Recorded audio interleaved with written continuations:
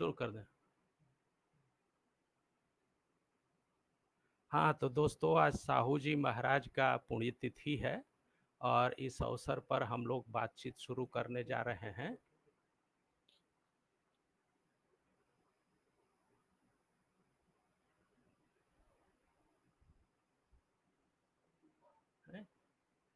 हाँ, तो दोस्तों आज साहू जी महाराज की पुण्यतिथि है और इस अवसर पर हम लोग बातचीत करने जा रहे हैं मार्क्सवाद और अंबेडकर के संबंधों के बारे में।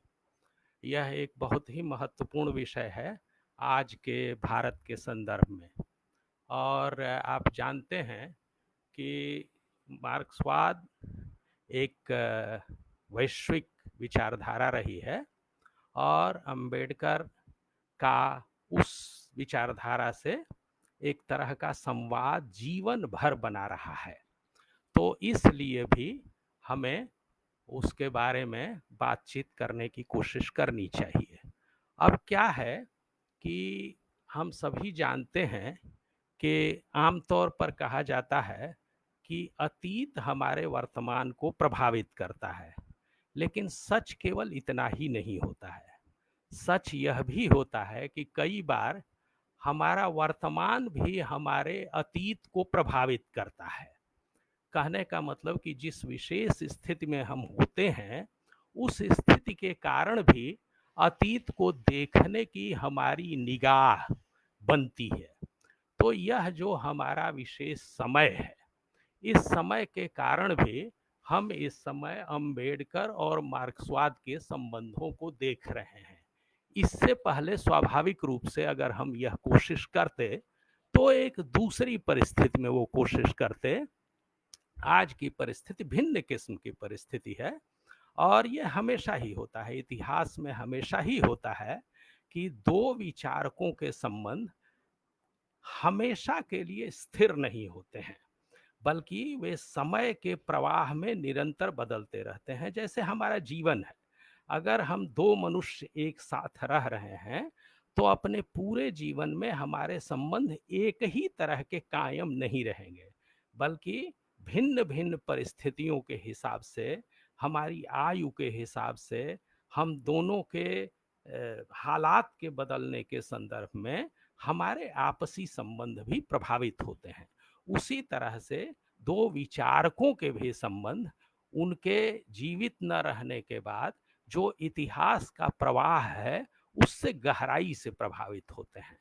इसलिए अंबेडकर जब जीवित थे उस समय जो मार्क्सवादी लोग थे और अभी की जो परिस्थिति है, तो इन दोनों ही समयों में और उनके निधन के बाद और अभी की परिस्थिति, तो इन तीन परिस्थितियों को अगर हम ध्यान दें तो ये संबंध स्थिर नहीं है, निरंतर बदलता रहा है और बदलना अत्यंत स्वाभाविक है। क्योंकि केवल यही नहीं है कि हमारे जीवन में निरंतर बदलाव आता रहता है, संसार में निरंतर बदलाव आता रहता है, बल्कि यह भी बात है कि जो ऐतिहासिक परिस्थितियां हैं उनके बदलने से संपूर्ण जो इतिहास है वह भी प्रभावित होता है। अतीत को देखने की हमारी निगाह प्रभावित होती है। और इसी को ध्यान में रखते हुए एक विचारक ने कहा कि कई बार जो उन्होंने तो नाम लिया है फासिस्टों का, और उन्होंने कहा है कि फासिस्टों से जीवित लोगों को जितना अधिक खतरा है, उससे ज्यादा खतरा उनसे मृतकों को है। जो मरे हुए लोग हैं उनको जिस तरह से उनका सत्व निकाल करके, उनके सार को निकाल करके, उनके क्रांतिकारी अंतर्य को समाप्त करके सिर्फ पूजा की वस्तु में बदल दिया जाता है, तो हम सब जानते हैं कि हमारे समाज में जब बकरे को बलि चढ़ानी होती है तो उसकी बड़ी पूजा की जाती है। तो उसी तरह से क्या है कि जो तानाशाह हैं, वो जो अतीत के विचारक हैं, उन्हें इसलिए नहीं कि उनके विचारों से शिक्षा ग्रहण करनी है, बल्कि सिर्फ इसलिए कि उनसे अपनी तानाशाही के लिए समर्थन प्राप्त करना है और उसके लिए उन्हें नखदंत विहीन कर दिया जाता है, उनके विचारों की अंतर्वस्तु को समाप्त कर दिया जाता है और उन्हें पूजा पाठ की वस्तु में बदल दिया जाता है। तो इसीलिए उन्होंने कहा, वाल्टर बेंजामिन उनका नाम था, जिन्होंने ये कहा कि वर्तमान जीवित लोग जितने ज्यादा असुरक्षित हैं इन फासिस्टों से, उससे ज्यादा असुरक्षा हमारे मृतकों को है, जो लोग मर चुके हैं, जिनकी विरासत को ये लोग अपने लिए इस्तेमाल करना चाहते हैं। तो ऐसी जो परिस्थिति आई हुई है इस समय, तो ऐसी स्थिति में हमें अंबेडकर और मार्क्सवाद के बारे में सोचते हुए नए तरह की स्थितियों में सोचना पड़ेगा।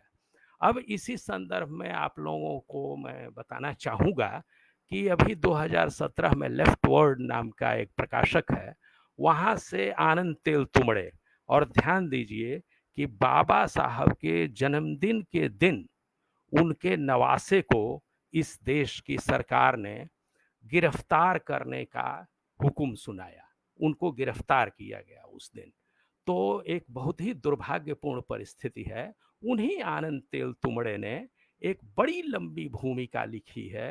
अंबेडकर, बाबा साहब अंबेडकर की रचनाओं से संचयन एक हुआ है, इंडियन कम्युनिज्म। तो इस पुस्तक की जो उन्होंने भूमिका लिखी है, बहुत ही लंबी भूमिका लिखी है और बहुत अच्छी भूमिका लिखी है। तो आनंद तेलतुंबड़े ने जो यह भूमिका लिखी है, उसमें उनका यह मानना है कि अंबेडकर और मार्क्सवादियों के बीच का जो संबंध दिखाई पड़ता है, उसके मूल में दरअसल क्या है कि उनका कहना है कि अंबेडकर मार्क्स के सिद्धांतों का उतना ज्यादा विरोध नहीं कर रहे हैं, जितना वे भारत के जो कम्युनिस्ट हैं उनके द्वारा किए जाने वाले कार्यों का विरोध कर रहे हैं। तो ये उनकी एक दृष्टि है।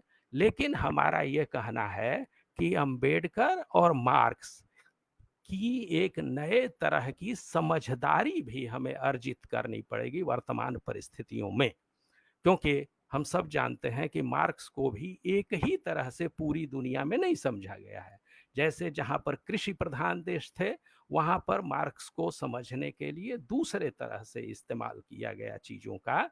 तो इसी तरह से हमें आज दोनों के ही बारे में नए तरह का दृष्टिकोण अर्जित करना पड़ेगा, ताकि हम उनमें संवाद जो हुआ है, वास्तविक संवाद नहीं, लेकिन उनका जो वैचारिक संवाद है, उसको समझ सकें, ताकि आज की जो चुनौतियां हैं, आज की जो परिस्थितियां हैं, उनका मुकाबला कर सकें। तो इसलिए आवश्यक है कि दोनों के को फिर से देखने की कोशिश की जाए। इस संबंध में मेरा एक निवेदन है कि आप देखिएगा, उन दोनों के बीच के विरोध को बहुत अधिक फैलाया गया है और स्वाभाविक रूप से आनंद तेलतुंबड़े ने इस बात को रखा है उस भूमिका में कि जितना ज्यादा उनके बीच में विरोध है नहीं, उससे ज्यादा उस विरोध को प्रस्तुत किया गया है और उसके प्रस्तुत करने की भी एक राजनीति रही है। वह राजनीति रही है जिसके कारण उस विरोध को, जो कि उन दोनों के बीच में है, अंबेडकर और मार्क्स के, उसको जरूरत से ज्यादा बढ़ा करके रखा गया है। आनंद तेलतुंबड़े ने इस बात को रखा है। तो अब आप देखने की कोशिश करिए, तो हम सब जानते हैं, और अंबेडकर ने भी, बाबा साहब ने भी अपनी पुस्तक एनिहिलेशन ऑफ कास्ट में इस बात को रखा है, जो दूसरा चैप्टर है उसमें, कि समाजवादी लोग, और जब वे समाजवादी कहते हैं तो स्वाभाविक तौर पर उनका ऐसा मानना है कि मार्क्स के विचारों से प्रभावित जो लोग हैं वो लोग, तो उनका ये कहना है कि वे लोग मनुष्य को मूलतः आर्थिक जीव के रूप में समझते हैं। ये एक धारणा है बाबा साहब अंबेडकर की मार्क्स के बारे में। लेकिन मुझे लगता है कि हाल के दिनों में शोध किया गया है और लगातार इस बात को महसूस किया जा रहा है कि जो मार्क्स का चिंतन है, उस मार्क्स के चिंतन में एक खास समय में जरूर ही उसमें एक तरह से समझ लीजिए कि केवल राजनीतिक सत्ता पर कब्जा करना, अर्थतंत्र के ही इर्द गिर्द सारी चीजों को समझने की कोशिश करना, ये दौर रहा है। लेकिन खुद मार्क्स को देखने की इस बीच में जो नई दृष्टियां पैदा हुई हैं, उनका ये कहना है कि मार्क्स के भी चिंतन में सामाजिक की कोटि बहुत महत्वपूर्ण है। उदाहरण के लिए आप देखिएगा कि पूंजी को मार्क्स हमेशा ही एक सामाजिक संबंध मानते हैं। जो उनका इसी नाम का ग्रंथ है, बहुत मोटा सा, पूंजी। तो उसमें वो क्या कहते हैं? वो ये कहते हैं कि जब कोई कारखाने का मालिक और मजदूर जो उसके यहाँ काम करने जाने वाला है, तो जब ये दोनों लेबर मार्केट में मिलते हैं, तो दोनों के बीच में एक तरह की समानता होती है। समानता होती है मतलब दोनों मनुष्य हैं। उस अर्थ में मजदूर के पास ज्यादा अधिकार होता है, क्योंकि अपने मेहनत करने की ताकत, अपने शरीर पर उसका अधिकार है, और उस नाते से वह मोल तोल करता है अपनी मजदूरी का। ये सच है। जब भी हम लेबर मार्केट में जाएंगे तो स्वाभाविक तौर पर जो मेहनत करने वाला मजदूर है, वो अपने शरीर से शरीर पर, अपने मेहनत पर उसका अधिकार है, और इसी नाते से वह मोल तोल करता है किसी भी मालिक के यहाँ जिसके यहाँ उसको काम करने जाना है। लेकिन ज्यों ही उनका सौदा तय हो जाता है, यानी ज्यों ही तय हो जाता है कि इतनी मजदूरी में यह आदमी 8 घंटे के लिए या जितने घंटे के लिए आप कह लीजिए, उस समय जितना का काम रहता रहा होगा, उतनी देर के लिए हमारे साथ काम करेगा। तो त्यों ही मार्क्स कहते हैं कि जो ही ये सौदा फाइनल होता है, तो उन दोनों के चाल ढाल में फर्क आ जाता है। किस अर्थ में? कि पूंजीपति आगे आगे सीना फुलाए हुए चलता है, और पीछे पीछे मजदूर सिर झुकाए हुए उसके चलता है। तो एक तरह से कह लीजिए कि यह जो पूंजी है, यहाँ पर सिर्फ आर्थिक नहीं रह गई, बल्कि वह एक सामाजिक संबंध में बदल जाती है। और हम सब जानते हैं कि हमारे समाज में जो ये आर्थिक दृष्टिकोण है, वो सिर्फ आर्थिक नहीं होता है, बल्कि वह एक तरह की सामाजिक परिघटना में बदल जाता है। उदाहरण के लिए, जिसके पास पैसा हो तो उसकी सामाजिक हैसियत भी बढ़ जाती है। तो ये केवल आर्थिक जो पहलू है, वह केवल आर्थिक नहीं होता है। इसी अर्थ में मार्क्स का जो चिंतन है, उसको लोगों ने नए दृष्टिकोण से समझने की कोशिश की है।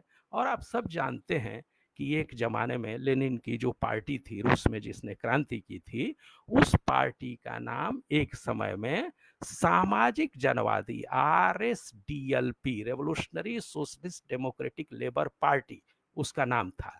तो सामाजिक जनवादी, अब उसका एक लंबा इतिहास है कि यह जो नाम है वो क्यों बदनाम हुआ है, लेकिन यह एक धारणा रही थी। तो अब यह सामाजिक जनवाद क्या है? सामाजिक जनवाद यह है कि लोकतंत्र यानी जनवाद, डेमोक्रेसी, वो केवल पॉलिटिकल नहीं होनी चाहिए। पॉलिटिकल डेमोक्रेसी एक औपचारिक डेमोक्रेसी है। पूंजीवाद क्या कहता है? पूंजीवाद ये कहता है, जब वह सामंतवाद से लड़ रहा था, तो उसने कहा कि पार्लियामेंट में हमारे ज्यादा से ज्यादा लोग चुन करके जाएं, और यह हमारे लिए एक तरह का पॉलिटिकल डेमोक्रेसी है। तो वह पॉलिटिकल डेमोक्रेसी की मांग कर रहा था। उसके बदले में मार्क्स ने कहा कि असल में डेमोक्रेसी सोशल होनी चाहिए, सामाजिक लोकतंत्र महत्वपूर्ण है। केवल राजनीतिक संस्थाओं में औपचारिक लोकतंत्र उतना ज्यादा महत्वपूर्ण नहीं है। तो यह जो लड़ाई है लोकतंत्र की, जिसमें मार्क्सवादियों ने बहुत बड़ा योगदान किया, और हम सब जानते हैं कि जो मजदूर वर्ग है, तो मजदूर वर्ग का जैसे जैसे मताधिकार बढ़ता गया, जैसे जैसे वोटिंग राइट बढ़ते गए मजदूरों के, वैसे वैसे लोकतंत्र और ज्यादा मजबूत होता चला गया। और इस लड़ाई में, यानी वोट देने का अधिकार क्रमशः ज्यादा से ज्यादा लोगों तक पहुंचे, पूरी तरह से सब लोग, जो भी नागरिक हैं, सबको वोट देने का अधिकार हो जाए। और यहाँ इस पर भी ध्यान देने की जरूरत है कि ये नागरिक, तो नागरिक जो शब्द है, वह स्वयं में एक तरह के अधिकार से जुड़ा हुआ शब्द है। कहने का मतलब कि हम लोकतंत्र में रहने का मतलब यह है कि हम सत्ता से सवाल पूछ सकते हैं। यह अधिकार हमें है। तो इस तरह का सामाजिक लोकतंत्र की जो धारणा है वो मार्क्स लेकर के आए थे, और इसीलिए मार्क्स का चिंतन केवल आर्थिक नहीं है, बल्कि उसका सामाजिक पहलू बहुत महत्वपूर्ण है। वो कहते भी हैं कि सामाजिक क्रांतियों का युग शुरू होता है। उन्होंने कभी भी क्रांतियों को केवल राजनीतिक नहीं कहा है, बल्कि सामाजिक क्रांति कहा है। उनके लिए भी क्रांति तभी महत्वपूर्ण होती है जब समूचे समाज में परिवर्तन उसके कारण आए। यहाँ तक कि मनुष्य की जो धारणा है उसको भी जब वो परिभाषित करते हैं तो वो यही कहते हैं कि अपने सामाजिक अस्तित्व के पुनरुत्पादन के क्रम में हम कुछ ऐसे संबंधों में प्रवेश करते हैं जो हमारी इच्छा से स्वतंत्र और अपरिहार्य होते हैं। तो कहने का मतलब कि मनुष्य अपने सामाजिक अस्तित्व का पुनरुत्पादन करता है, और इस क्रम में वह एक खास तरह के सामाजिक संबंध में बंध जाता है। तो हमारा जोर इस बात पर है कि आज जब हम मार्क्स को देखने की कोशिश करें तो उनके बारे में बाबा साहब अम्बेडकर ने जो बात लिखी है और जो उस जमाने में आमतौर पर मानी जाती थी, वह यह कि मार्क्स केवल आर्थिक पहलू पर जोर देते थे, वह एक हद तक सही नहीं है। बल्कि अब मार्क्स को जिस तरह से लोग देख रहे हैं तो उन सब लोगों को यह महसूस हो रहा है कि जो सामाजिक पक्ष है वो ज्यादा महत्वपूर्ण है मार्क्स के चिंतन में भी, क्योंकि वे सामाजिक क्रांति पर जोर देते हैं, पूंजी को एक सामाजिक संबंध मानते हैं, सामाजिक संबंधों में उलटफेर को क्रांति मानते हैं। तो कहने का मतलब कि यह जो सामाजिक की परिघटना है वह एक महत्वपूर्ण परिघटना है। लोकतंत्र को भी वो केवल राजनीतिक लोकतंत्र तक सीमित नहीं मानते हैं, बल्कि एक तरह से उसे सामाजिक लोकतंत्र में तब्दील करना चाहते हैं, बदलना चाहते हैं। और उसमें भी खास करके जो समाज के सबसे वंचित तबके हैं, उन्होंने लिखा ही है कि सर्वहारा वह होता है जिसके पास उत्पादन का कोई साधन न रह जाए। इससे पहले किसान तक के पास, यहाँ तक कि जो दस्तकार होता था उसके पास भी कम से कम कोई न कोई उपकरण हुआ करता था। लेकिन यह जो सर्वहारा है, मजदूर है, उसकी विशेषता ही यही है कि उसके पास से सब कुछ छीना जा चुका है, उसके अपने शरीर के सिवा और कुछ नहीं रह गया है। और इसीलिए उन्होंने कहा है कि जो पूंजी पैदा होती है वो माने खून टपकता होता है, जो मनुष्य का मेहनत है उसको चूस करके वह आकार ग्रहण करती है। तो एक तरह से कह लीजिए कि जो समाज का सबसे अधिकार विहीन तबका है उसकी तरफ से खड़ा होकर के उन्होंने पूंजी के साम्राज्य की परीक्षा की और उसकी आलोचना की, और उन्होंने कहा कि हमें एक ऐसी आलोचना में विश्वास करना चाहिए जिसे किसी भी चीज से नहीं डरना चाहिए, किसी भी सत्ता की तानाशाही से नहीं डरना चाहिए, सत्य को पहचानने की कोशिश करनी चाहिए कि आखिर यह पूंजी पैदा कहां से हो रही है। तो एक तो यह बात है कि आज जब हम मार्क्स को देखें तो केवल और केवल आर्थिक सवाल पर न देखें, बल्कि यह देखने की कोशिश करें कि वह आर्थिक को जिस तरह से देखते थे वह भी एक तरह का सामाजिक संबंध होता था जिसमें वह बदलाव करना चाहते थे। वह चाहते थे कि अर्थतंत्र समाज के मातहत आए, समाज पर शासन अर्थतंत्र न करे, बल्कि समाज अर्थतंत्र पर शासन करे। पूंजी को वे समाज की सेवा में लगाना चाहते थे, न कि समाज पूंजी की सेवा करे। तो इस तरह से वह सामाजिक एक परिवर्तन घटित करना चाहते थे। तो यह तो एक नए समय में मुझे लगता है कि जो बदली हुई परिस्थिति है उसमें मार्क्स को भी हमें नए ढंग से समझने की कोशिश करनी चाहिए कि कैसे आम जनता को, कैसे वंचित समुदायों को अधिकार संपन्न बनाने का जो आंदोलन है, संसाधनों तक उनकी पहुंच। देखिए, अर्थतंत्र भी कोई ऐसी चीज नहीं है जो केवल नोट की शक्ल में चलती है, रुपए पैसे की शक्ल में नहीं चलती है, नहीं, संसाधन उसमें महत्वपूर्ण बात है।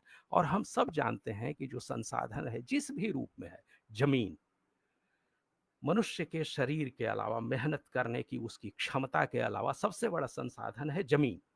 और ज़मीन का जो मालिकाना है, हम सब जानते हैं कि ज़मीन का मालिकाना एक ख़ास तरह के जातीय पैटर्न में है, एक ख़ास तरह के जातिगत ढांचे के अनुरूप ज़मीन का ज़मीन के मालिकाने का पैटर्न ढांचा बना हुआ है। तो यह जो सामाजिक प्रक्रिया है, केवल ज़मीन नहीं, हम कह रहे हैं ज़मीन के साथ जुड़ा हुआ चीज़ है जंगल, लकड़ी, फल, जो कुछ पैदा होता है वह, और उसके अतिरिक्त पानी के स्रोत। हम सब जानते हैं कि पानी को नदियाँ बेची जा रही हैं, नदियों को बिसलरी की बोतल में लाया जा रहा है।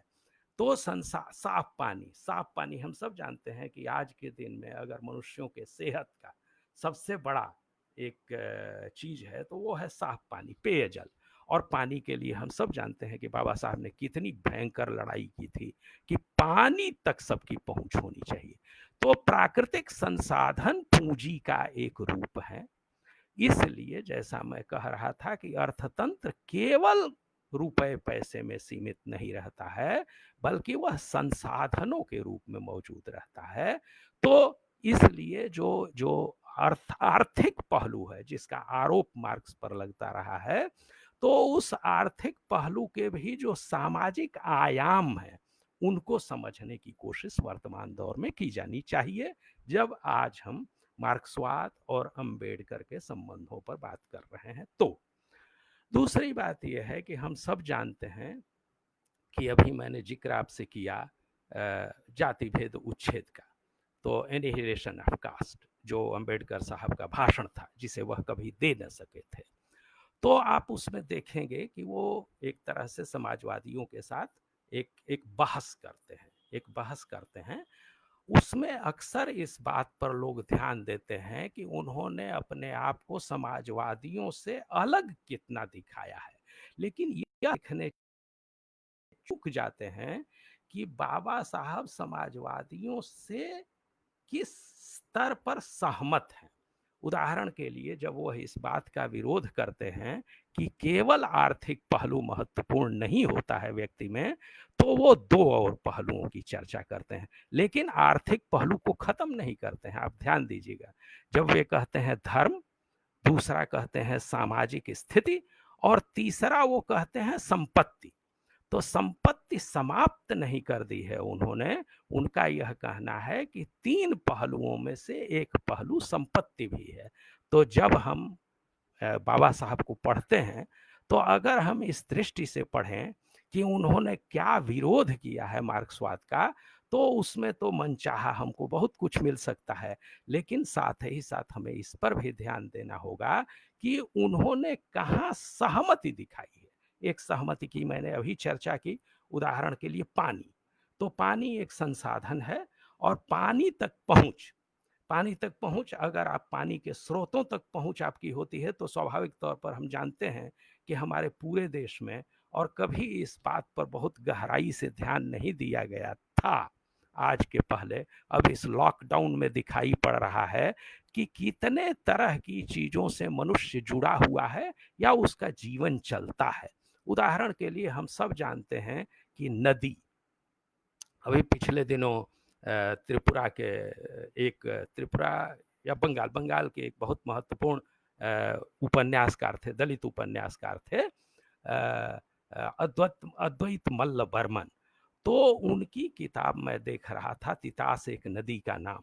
उसकी विशेषता ही यही है कि वो ये बताते हैं और साबित कर बैठते हैं, लगभग सफलतापूर्वक साबित करते हैं, कि नदी एक संपूर्ण अर्थतंत्र है। और इसीलिए हम लोग जानते हैं कि मल्लाहों की भारी बिरादरी ऐसी है जो नदी के भरोसे ही अपना जीवन चला पाती है। समुंदर के आसपास इसी तरह से मछुआरे हैं। तो कहने का मतलब कि पानी के साथ जुड़ा हुआ जो संसाधन के रूप में पानी है, तो वह केवल पानी नहीं है, वो साफ पानी हो, उस तक सबकी पहुंच हो। प्रकृति, अब यही बात है, देखिए कि प्रकृति का जो कुछ भी है, प्राकृतिक संसाधन हम बोलते ही हैं, तो प्राकृतिक संसाधन तक भी जो पहुंच है वह जातिगत भेदभाव के आधार पर निर्धारित होती है। इस बात को बाबा साहब ने पहचाना इस बात को बाबा साहब ने पहचाना, इसीलिए उन्होंने इसके विरोध में आंदोलन चलाया। तो यह एक चीज है जो स्वाभाविक तौर पर उन्हें मार्क्सवादी आचरण के साथ जोड़ती है, एक तरह के संवाद की संभावना पैदा होती है। इसी तरह से मैं कह रहा था कि जब देखते हैं आप, तो वो कहते हैं कि संपत्ति भी एक फैक्टर है मनुष्य को निर्धारित करने में, धर्म और सामाजिक हैसियत ये तो है ही। अच्छा, अब आप देखिए कि जब वो इस बात पर विचार करते हैं कि शिक्षा शिक्षा बहुत महत्वपूर्ण तत्व रहा था खुद बाबा साहब के लिए, क्योंकि एक तरह से आप कह लीजिए शिक्षा भी एक संसाधन है। शिक्षा इसलिए भी संसाधन है क्योंकि शिक्षा के जरिए शिक्षा तक पहुंच, और हम सब जानते हैं कि आज की तिथि में शिक्षा एक बहुत बड़ा एक ऐसी चीज है जिसके संबंध में लगातार संघर्ष चल रहे हैं। उस तक किसकी पहुंच रहेगी, कौन लोग उसमें दाखिल होंगे, और इसको निरंतर नियंत्रित करने की कोशिश की जाती है। आरक्षण जो बड़े संघर्षों के बाद हासिल हुआ, उसे किस तरह से समाप्त किया जाए, कभी कभी न्यायालयों के कुछ फैसलों के जरिए या अनेक तरह के नए नए उपायों के जरिए कोशिश की जाती है कि शिक्षा तक लोगों की पहुंच कम की जाए। और इसके लिए हम सब जानते हैं कि जो वर्तमान पूंजीवाद है, वो जब संकट में आया तो उसने दो चीजों को अपने मुनाफे का सबसे बड़ा स्रोत बनाया है, एक शिक्षा, और इसीलिए गली गली में जो पुराने स्कूल थे उन्हें समाप्त करके कॉन्वेंट स्कूल खुले, जो कि पूंजीपतियों के मातहत चलते हैं, और बहुत सारे नेताओं का 2 नंबर का पैसा उसमें लगा होता है। अब देखिए कि यह जो सरकारी पुराने स्कूल थे और यह जो नए स्कूल हैं, उनमें क्या फ़र्क है? फ़र्क यह है कि जो पुराने स्कूल हैं, उनके प्रबंधन पर एक हद तक निगाह रखने के लिए सामाजिक प्रतिनिधियों का भी दखल हुआ करता था, बाय लॉ। लेकिन यह जो निजी किस्म के स्कूल हैं, शिक्षा की जो दुकानें हैं, इन पर समाज की कोई भी नियंत्रण नहीं है। तो सामाजिक नियंत्रण से प्राइवेट स्कूल केवल प्राइवेट स्कूल नहीं होते हैं, वो शिक्षा पर सामाजिक नियंत्रण के विरोध में खोले जाते हैं। एक तरह से वो शिक्षा तक सभी लोगों की पहुंच पर हमला है। तो शिक्षा को बनाया माध्यम, और इसमें प्राइमरी शिक्षा से उन्होंने शुरुआत की और प्राइमरी शिक्षा को लगभग बर्बाद कर डाला है। अब उच्च शिक्षा तक पहुंचे हैं, और हम जानते हैं कि जैसे जैसे लोग भीतर आए हैं, शिक्षा के भीतर आए हैं, आरक्षण के चलते, बढ़ते हुए आरक्षण के चलते, स्त्रियां, तो वंचित समुदायों के विद्यार्थी और स्त्रियों के आने से उच्च शिक्षा संस्थानों में आने वाले विद्यार्थियों के कंपोजिशन में बदलाव आया, और इस बदलाव के आसपास ही सरकार ने लगभग सरकारी स्तर पर सरकारी सहायता से चलने वाले विश्वविद्यालयों को नष्ट करने की प्रक्रिया शुरू कर दी, और उच्च शिक्षा में भी प्राइवेट यूनिवर्सिटीज की शुरुआत हुई। और जब ये प्राइवेट संस्थान हैं, तो जैसे हम जानते हैं कि बाल श्रम कानून, तो बाल श्रम कानून को पूरी तरह से ध्वस्त कर देने के लिए एक कानून लाया गया, क्या कि पारिवारिक अगर कोई धंधा है, व्यवसाय है, तो उसमें बच्चों को लगाया जा सकता है। उसी तरह से जब यह शुरू हुआ, विश्वविद्यालय, निजी किस्म के विश्वविद्यालय शुरू हुए, तो एक महत्वपूर्ण बात यह है कि वहां पर आरक्षण को लागू करने की कोई गारंटी नहीं की गई। पूरे प्राइवेट सेक्टर में हम जानते हैं कि आरक्षण नाम की चीज को वो लोग ध्वस्त करने की फिराक में रहते, किस नाम पर? गुणवत्ता के नाम पर, प्रतिभा के नाम पर। तो यह जो कह लीजिए कि ब्राह्मणवादी तर्क हैं, जिनके जरिए संसाधनों में से जो प्राकृतिक संसाधन है, उसके अलावा जो मानव सृजित संसाधन है बहुत महत्वपूर्ण, वो है शिक्षा, तो उस तक भी पहुंच को सीमित करने के लिए पूरी कोशिश की जा रही है। तो यह एक नई परिस्थिति है, और इस परिस्थिति में जब हम अंबेडकर को देखते हैं, तो हम इस बात को समझने की कोशिश करते हैं कि अंबेडकर केवल उतना ही नहीं है जितना कि आमतौर पर समझा जाता रहा है, बल्कि मार्क्सवाद के साथ उनका एक तरह का संवाद रहा है और जीवन भर का संवाद रहा है। और इसीलिए समस्या को देखने की उनकी दृष्टि में भी एक तरह की चीज रही है। तो वो ये कहते हैं इस बात को कि जो दलित समुदाय है, उस समुदाय को किस तरह से पराधीन बनाया गया, किस तरह से उनको गुलाम बनाया गया। तो उसके लिए स्वाभाविक तौर पर वे कहते हैं कि ज्ञान, तो ज्ञान पर से उनको ज्ञान से वंचित कर दिया गया। और आज के दौर में हम सब जानते हैं कि पूंजीवाद की एक जो बड़ी विशेषता पैदा हुई है, इसलिए मैं कह रहा हूं कि बीच में पूंजीवाद उसी तरह से नहीं था। रूस के खत्म होने के बाद पूंजीवाद ने भी अपना स्वरूप बदला है और इस बात पर बहुत अधिक लोग विचार कर रहे हैं कि एक तरह की वर्ण व्यवस्था का जन्म पश्चिमी देशों में भी हुआ है।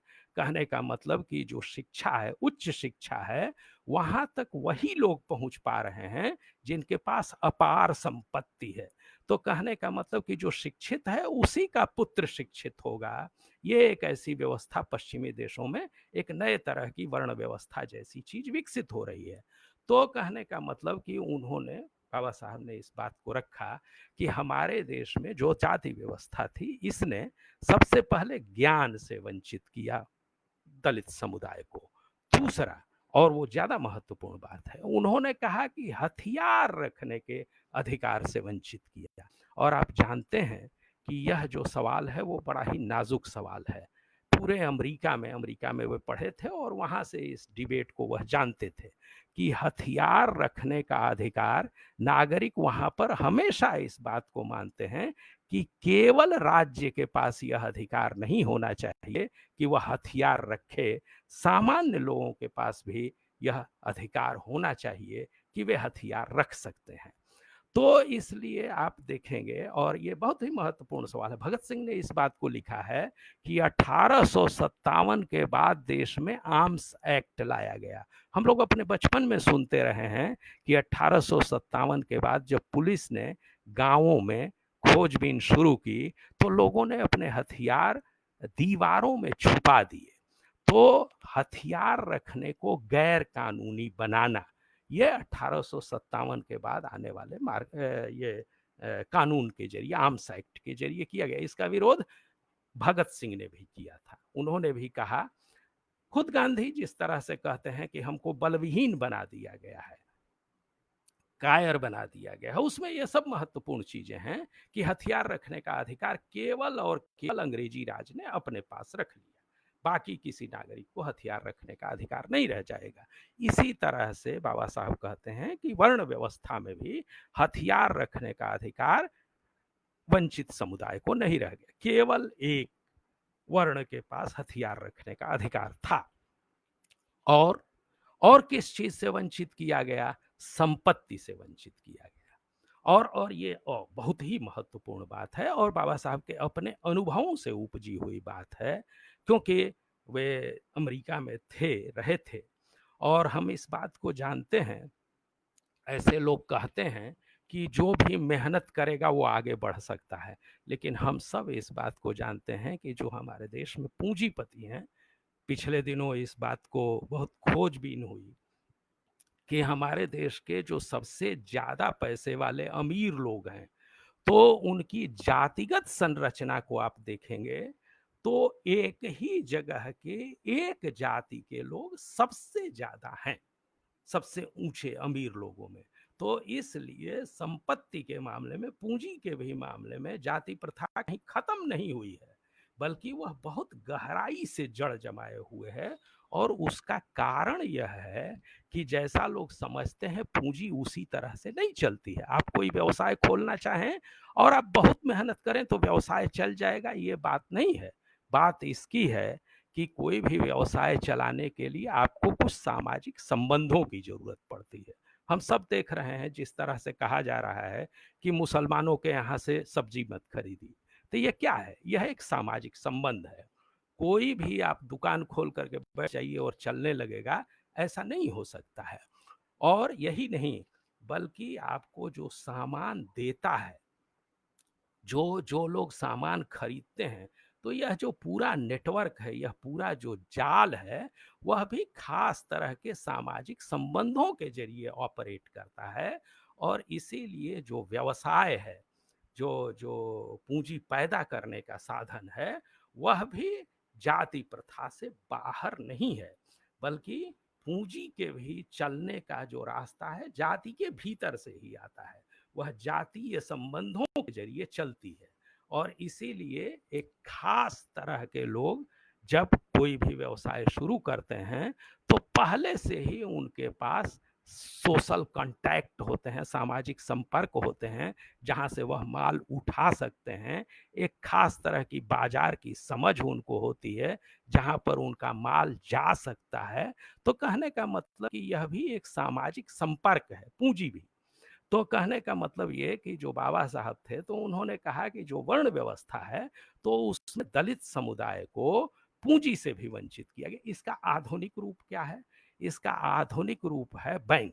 आप सब जानते हैं कि बैंक में अगर आप कर्ज लेने के लिए, जो कोई भी व्यवसाय आपको चलाना है, तो कर्ज लेना पड़ता है। कर्ज लेने के लिए जब आप जाते हैं, तो ऐसा नहीं है कि मैनेजर से आप जा करके कहिए कि मुझे कर्ज चाहिए और वह कर्ज दे दे। ऐसा होता नहीं है, बल्कि होता यह है कि वह आपसे कुछ गारंटी की उम्मीद करता है। यह गारंटी कई शक्लों में होती है। कहने का मतलब कि आपके पास कुछ न कुछ ऐसी संपत्ति होनी चाहिए, जिससे बैंक इस बात पर भरोसा कर सके कि उसका पैसा डूबेगा नहीं। तो इसका अर्थ है कि जिसके पास संपत्ति है, उसी को बैंक से लोन मिलेगा। यहाँ तक कि सामाजिक संबंधों को आप सब जानते हैं कि इस बीच में जितने पूंजीपति भागे विदेश, और उन सब का एक विशेष पार्टी से लेना देना रहा है। तो कहने का मतलब यह है कि पूंजी का भी, बैंक का भी जो संबंध है, वो लिखित कानूनों से बाहर कुछ सामाजिक संबंधों का है। तो कहने का मतलब यह कि जब बाबा साहब बात कर रहे थे वंचना की, जो भारत की जाति व्यवस्था है, भारत की जाति व्यवस्था को वो केवल इस रूप में नहीं देखते थे कि वह अस्पृश्यता है, यहीं पर उनका बाकी लोगों से विरोध है। वो केवल अस्पृश्यता के रूप में नहीं देखते थे, बल्कि उन्होंने उसके लिए अंग्रेजी शब्द का इस्तेमाल किया है, वो ग्रेडेड इन इक्वलिटी है।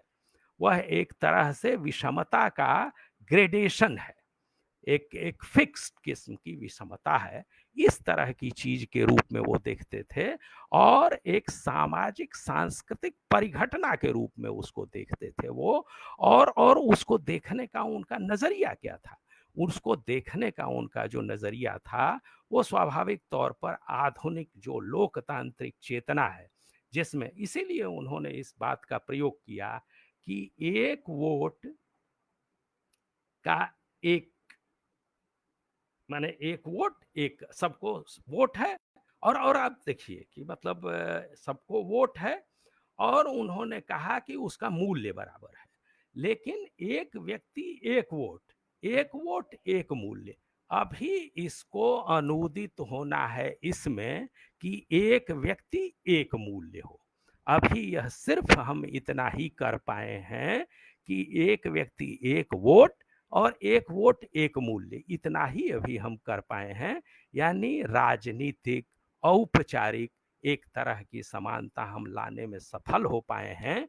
इसे अभी सामाजिक समानता में अनुदित होना है, ट्रांसलेट होना है। और इसीलिए उन्होंने जब संविधान अपनाया जा रहा था, तो उन्होंने इस बात पर जोर दिया कि जो हमारा वो बहुत ही विस्फोटक किस्म का उनका वक्तव्य है। उन्होंने कहा कि हमने एक तरह से कह लीजिए कि एक एक इमारत, एक पोली बुनियाद पर ये पूरी इमारत खड़ी की है, क्योंकि समाज में विषमता मौजूद है, और ऊपर के ढांचे में, कानून में हमने समानता लाने की कोशिश की है।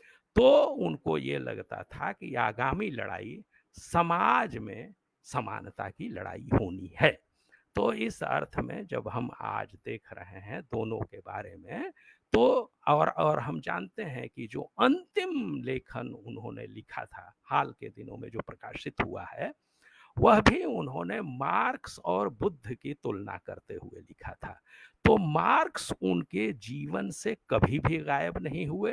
एक नाम जहाँ लिया है वहाँ तो लिया ही है, जहाँ नाम उन्होंने नहीं भी लिया है, वहाँ पर भी उनकी दृष्टि हमेशा मार्क्सवादियों की, जो मार्क्सवाद का चिंतन था, जिस तरह की चीज़, जिस तरह का की दुनिया निर्मित करने का मार्क्स ने सपना देखा था, जहाँ पर मनुष्य की जो औकात है, जो हैसियत है, वो मनुष्य, सभी मनुष्यों की बराबर की हैसियत होगी। और इस बराबरी की जो चाहत है, उस बराबरी की चाहत में जितनी भी दीवारें मौजूद हैं, उन सबको गिरा दिया जाना चाहिए। चाहे वह नस्ल के आधार पर गैर बराबरी हो रही हो, चाहे वह लिंग के आधार पर गैर बराबरी हो रही हो, या जाति के आधार पर या पूंजी के आधार पर हो रही हो, उन सबको गिरा दिया जाना चाहिए। और सभी मनुष्यों को मनुष्य होने के नाते जो अधिकार है, सम्मान है, वह उनका सुरक्षित होना चाहिए। यह मार्क्स का भी सपना था, यह अंबेडकर साहब का भी सपना था, बाबा साहब का भी सपना था। और इसीलिए हम सब जानते हैं कि जो भारत का संविधान है, और यह कोई मामूली परिवर्तन नहीं है कि उसमें लिखा हुआ है हम भारत के लोग। तो कहने का मतलब कि ये कहते ही उन्होंने बता दिया है कि सरकार के मालिक यहाँ के लोग हैं, लोग हैं जिनकी सेवा सरकार करती है। आज इस बात को सोचने में बहुत ही अजीब लगता है, क्योंकि आज सरकार ये समझती है कि वो मालिक है और बाकी लोग उसकी सेवा करते हैं। तमाम इस समय लॉकडाउन के समय में जो कुछ भी सरकार कह रही है, उससे यह चेतना दिखाई पड़ रही है और अधिक, कि कैसे वो लोगों को अपनी सेवा करने वाला समझती है। हम आदेश देंगे, वो लोगों को करना होगा। बात यह है, लेकिन जो संविधान की मूल आत्मा है वह यह है कि जो जो जो संप्रभुता है, जो सॉवरेनिटी है, जो जो सत्ता का मूल है, जो जो प्राधिकार है, अथॉरिटी है, वो जनता में निहित है, वो सरकार में निहित नहीं है, जनता में निहित है। इसलिए उन्होंने हम भारत के लोग, और वहां पर भी केवल नागरिक नहीं है, सभी लोग। और इसीलिए बात यह है कि केवल जो लोग वोट देते हैं उन्हीं की चिंता नहीं करनी चाहिए सरकार को, उनको उनकी भी चिंता करनी चाहिए जो अभी वोट देने लायक नहीं हुए हैं। यानी बच्चों का भी एक बहुत बड़ा समुदाय है जिनकी चिंता उनको करनी होती है। तो इसलिए हम भारत के लोग, सभी लोग उसमें शामिल हैं। उसमें धर्म के आधार पर कोई विभाजन नहीं है, नस्ल के आधार पर कोई विभाजन नहीं है, लिंग के आधार पर कोई विभाजन नहीं, जाति के आधार पर कोई विभाजन नहीं। बात सिर्फ इतनी है कि, और स्वाभाविक रूप से उनको, बाबा साहब को यह यकीन था कि यह जो मैं संविधान बना रहा हूँ और जिस तरह के ढांचे खड़ा कर रहा हूँ, इनके जरिए सामाजिक समानता आ जाएगी। लेकिन इसमें उन्हें संदेह भी था। हम सब जानते हैं, उन्होंने लिखा ही है कि हम अंतर्विरोधों से भरी हुई दुनिया में प्रवेश कर रहे हैं।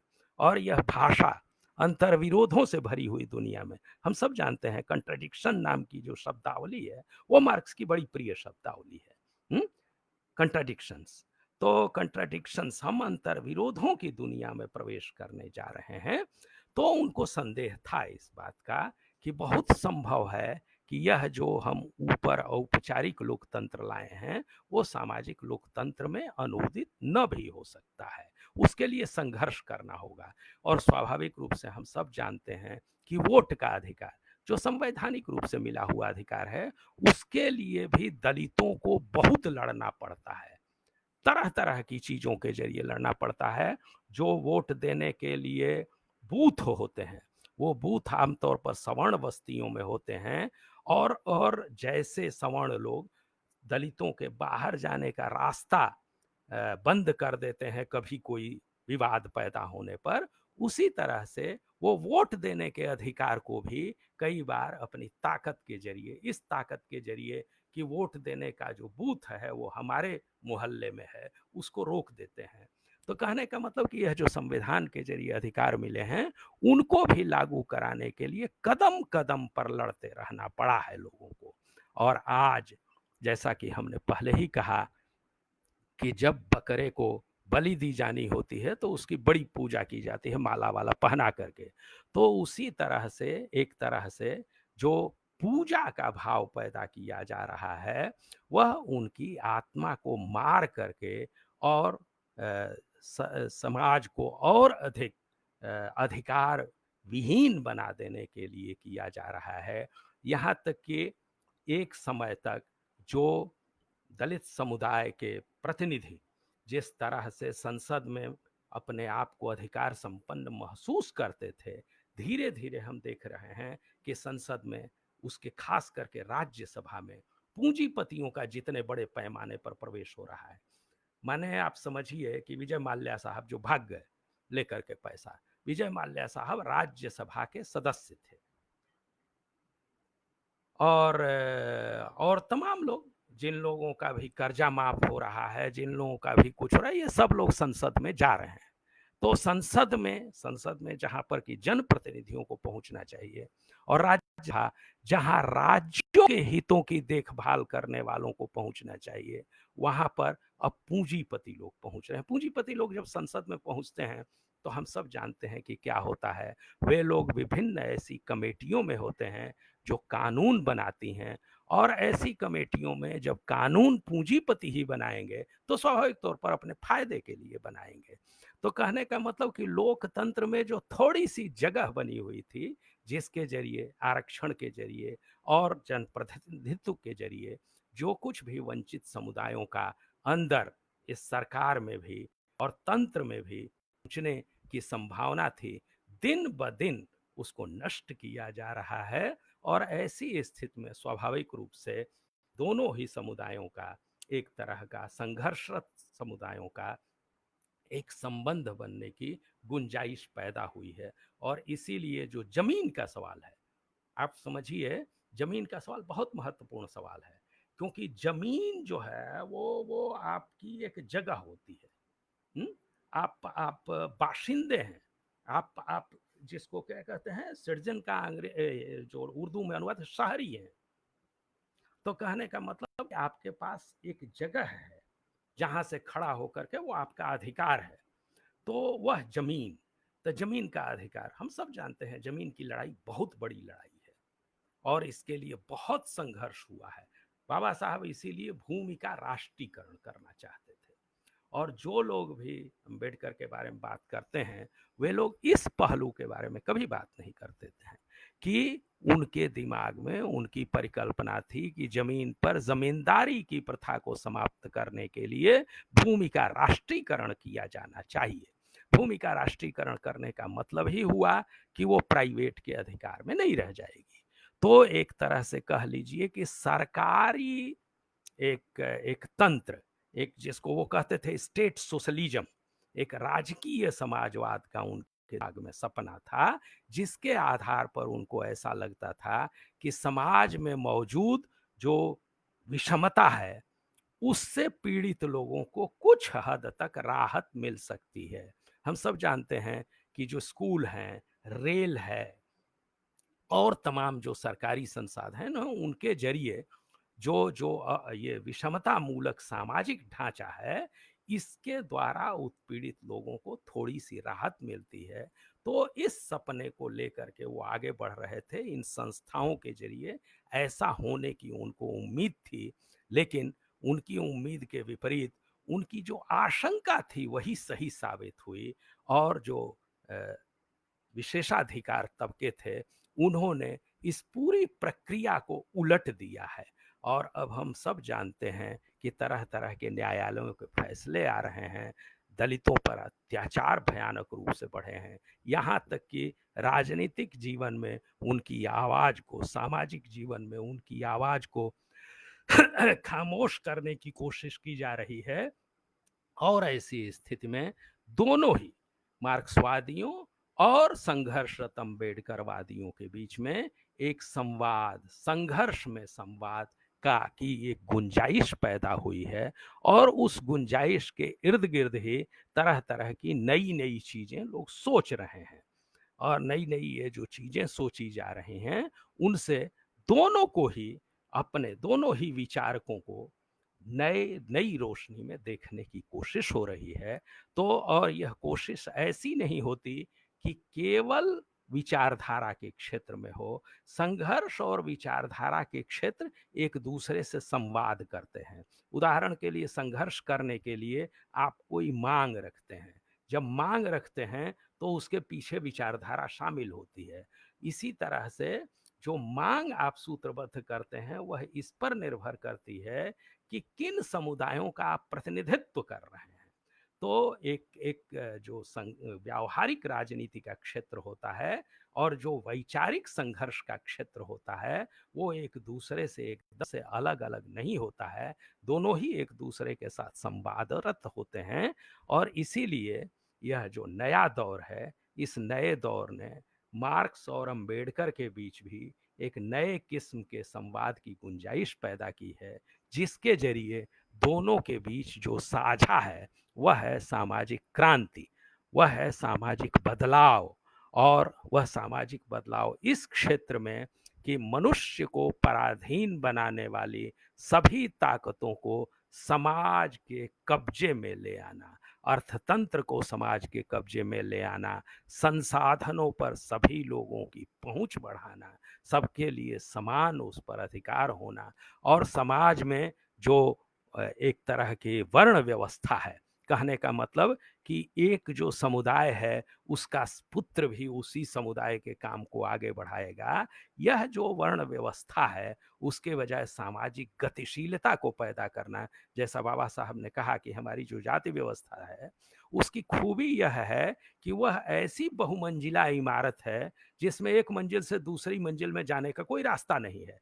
जो जिस मंजिल में पैदा हुआ है वहीं पर मर जाता है।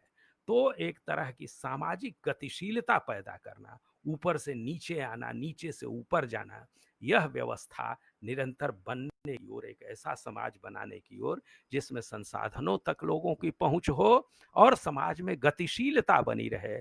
और उस गतिशीलता के कारण मनुष्य के भीतर जो भी संभावनाएं हैं वह पूरी तरह से प्रकट वह कर सके, और एक पूर्ण मनुष्य के रूप में, खंडित मनुष्य के रूप में नहीं, जिसे केवल उसकी जाति के आधार पर पहचाना जाए, उसके लिंग के आधार पर पहचाना जाए, उसकी नस्ल के आधार पर पहचाना जाए, इसके बतौर नहीं, बल्कि एक पूर्ण मनुष्य, हर एक मनुष्य मनुष्य है।